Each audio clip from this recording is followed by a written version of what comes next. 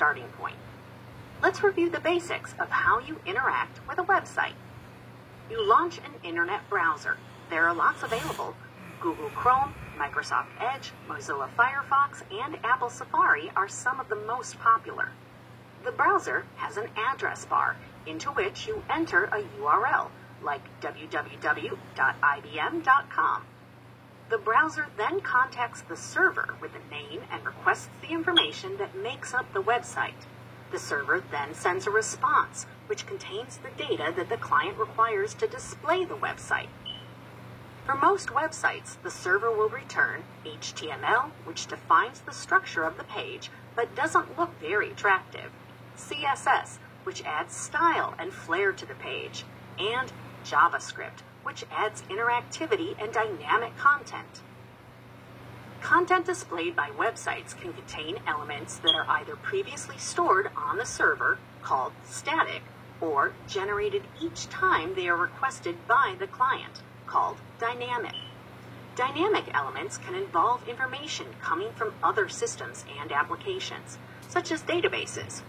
Most websites contain static and dynamic elements to provide the best user experience. Cloud applications are similar to websites in that they request content that a server returns. Cloud apps are built to work seamlessly with a cloud-based back-end infrastructure, cloud-based data storage and data processing, and other cloud services, making them very scalable and very resilient. The environment for building websites and cloud applications is divided into two primary areas, front-end and back-end. The front end deals with everything that happens at the client side, everything the user can see and interact with. You can choose to specialize in front-end coding using HTML, CSS, JavaScript, and related frameworks, libraries, and tools. The back end deals with everything that happens on the server before the code and data are sent to the client. The back-end coding usually handles the logic and functionality that make the website or app work, and the authentication processes that keep data secure. Back-end developers may also work with relational or no SQL databases, even collaborating with database administrators in bigger projects. Full-stack developers have skills, knowledge, and experience in both front-end and back-end environments. Whichever way you choose to specialize, you will need the appropriate tools to help you work. The first tool most developers add to their resources is a code editor. Developers also need tools to integrate, build, compile, and debug code.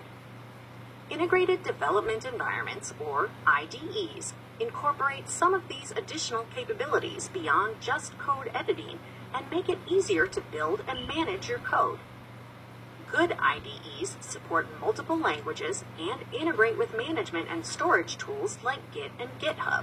Other useful features are custom extensions and themes for supporting your working style and environment. Examples for code editors and IDEs include Sublime Text, Atom, Vim, VS Code, Visual Studio, Eclipse, and NetBeans. In this brief overview, you learned about the basic communication between client and servers, how websites are built and displayed. Front-end development is about what happens on the client side. Back-end development is about what happens on the server. Full-stack development includes both front-end and back-end development. IDEs will help you create and manage your code.